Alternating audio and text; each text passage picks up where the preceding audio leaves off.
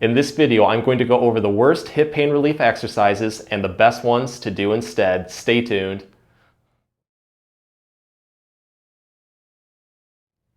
Hey everyone, Dr. Rowe coming to you from SpineCare in St. Joseph, Michigan.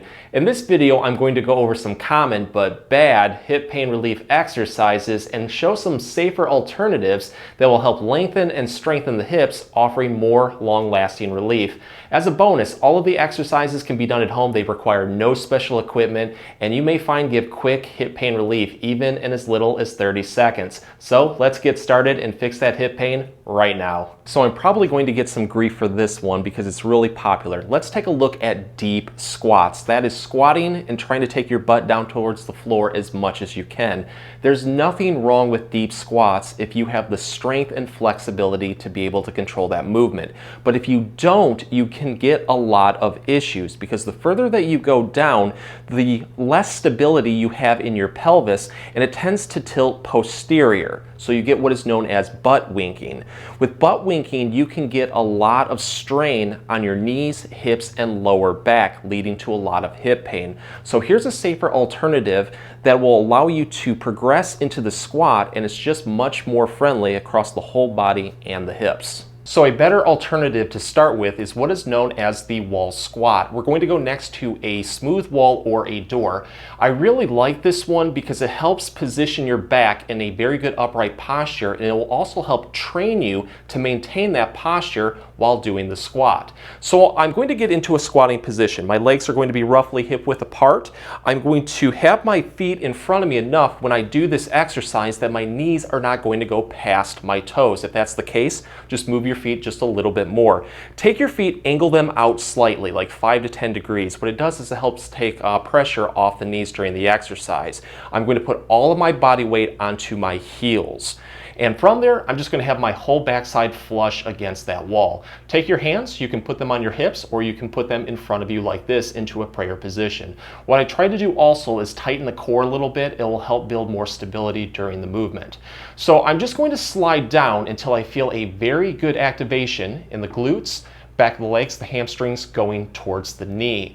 If you get a lot of hip pain or knee pain while squatting, what you want to do is go right above the spot where if you went any further, you would get that. And you want to hold this position right here for about 5 seconds. From there, I just come back up. And then on the next repetition, you'll notice that you can go just a little bit further because this helps lengthen and strengthen the muscles in the legs and the back. So you want to do this one for about 5 complete repetitions. And with each repetition, try to build into it just a little bit more. From there, you can take a breather. If you feel like you have more energy, you can throw in another set or 2. Always challenge those muscles as much as you can. But the goal is to get to a point where you can go down safely and have your knees roughly at 90 degrees. Back the legs parallel with the floor. I wouldn't try to go any further than that at the beginning because it can cause a lot of strain in the knee. Just get comfortable doing that movement first. To take this one to the next level, what you can do is then move away from the door and not have the support. So all of your muscles are going to have to fight this squatting motion just a little bit more. So with this one, I'd like to do the prayer position just like this. Tighten my core, keep my back straight, put all my weight on my heels, make sure that my toes are nice and pointed out, and then I do that squatting motion, just building into it as much as I can. And with this one, try to progress into it, and if you do feel comfortable, at that point you can progress into the deep squat. One of the worst ways to get hip pain relief is to do a static stretch or exercise. Think building into a movement that is in one direction and holding it for a long period of time. Think of this, take a rubber band. If you were to pull on it constantly in one direction and then relax it, you tend to lose elasticity. It's the same thing with the muscles. If you just build into one movement and hold it for a long period of time and then relax, you're losing elasticity in that muscle, leading to a loss of stability. So what we need to do instead is build dynamic movement in there. I'm going to take a very popular one known as the pigeon pose. This one is used commonly for buttock pain, lower back pain, and hip pain. It's where you take one leg and pretty much bend the knee and then put your ankle right over the other side's knee. So when you look down, it looks like a figure 4. A lot of times people tend to like to press into this one too, which causes a lot of hip irritation, so don't do that. And don't just stretch into it by leaning forward like this either. That causes, again, just a loss of elasticity. So instead, we're going to do what is called the 3D pigeon pose. So let's get into position. You can do this one seated. I'm going to have very good upright posture. Bring whatever side that you're focusing on. Let's say I have a lot of right-sided hip pain. I'm going to bring that leg up over the other. So again, it looks like a figure 4. And this time around, what I'm going to do is I'm going to pivot through my waist, through my hips. I'm not trying to round my back into this one, but just lean forward as much as you can. What you're going to notice is a very deep stretch forming across the hip. Once we get to this point, this time around, I'm going to add some dynamic movement in there. Put your hands over, or I should say your arms overlap like this, kind of like a genie position, and now rotate towards the other side. You'll notice that it hits the hip just a little bit differently.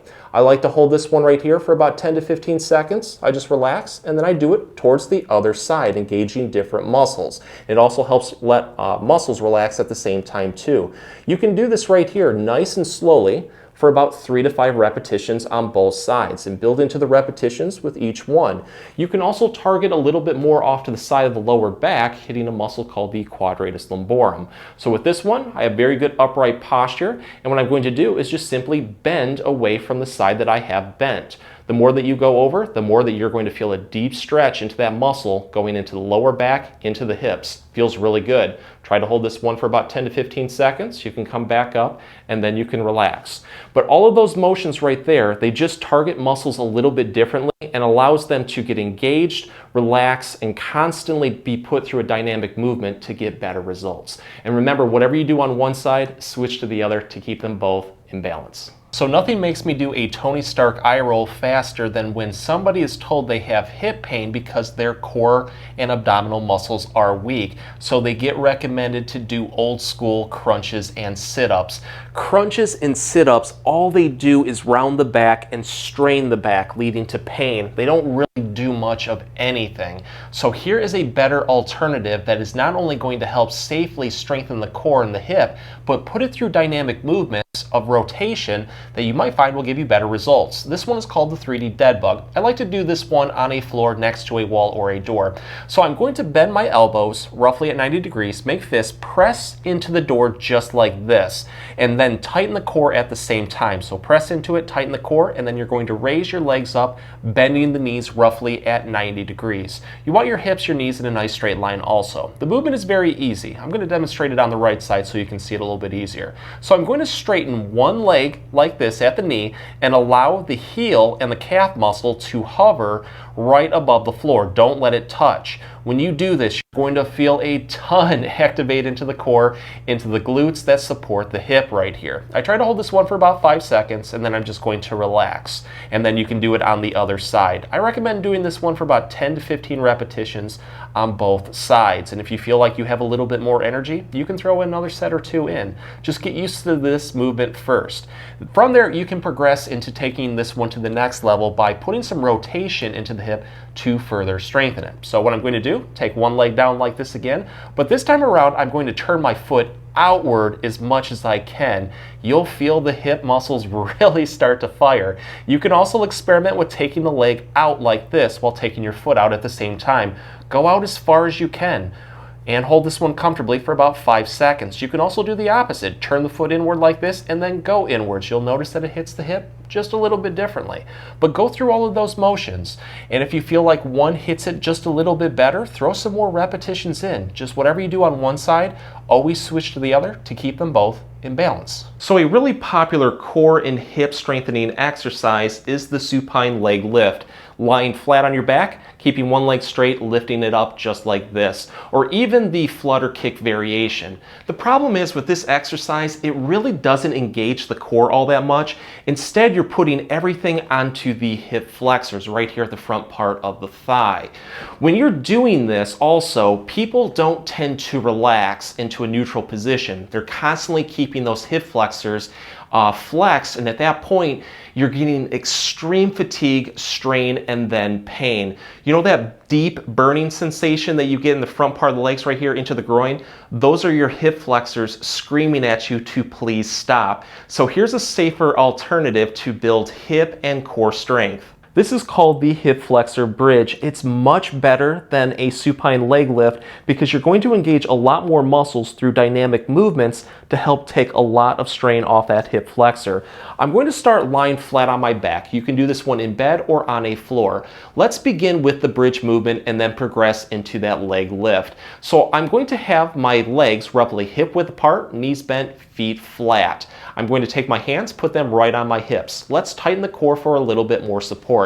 The first movement is very easy. We're just driving our hips and pelvis up towards the ceiling until we have a nice straight line from our knees to our hips to our shoulders. If you're unable to get into this position, do the best you can.